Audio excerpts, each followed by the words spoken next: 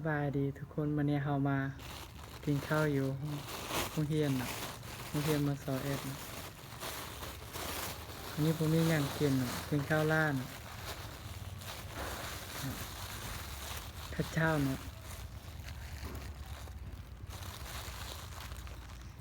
กินข้าวกับน้ำ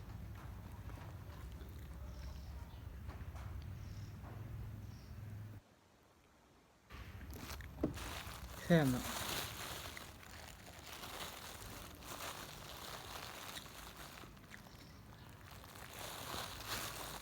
อยู่คนเดียวเนาะมันไม่หมูแล้ว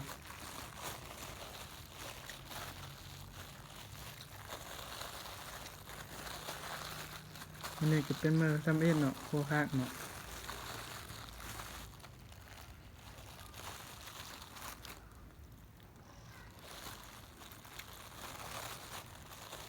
ว่าโอคักจะบ่กินข้าวเนาะจะไปหิวข้าวเนาะก็เลยต้องกินเนาะกินข้าวร้านนั่นเนาะ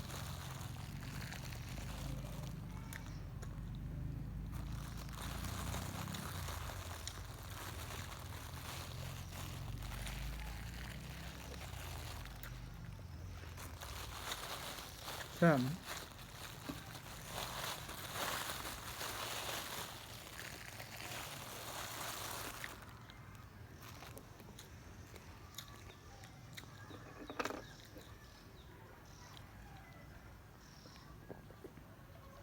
มีคนเดียวเนาะคนเดียวกินคนเดียว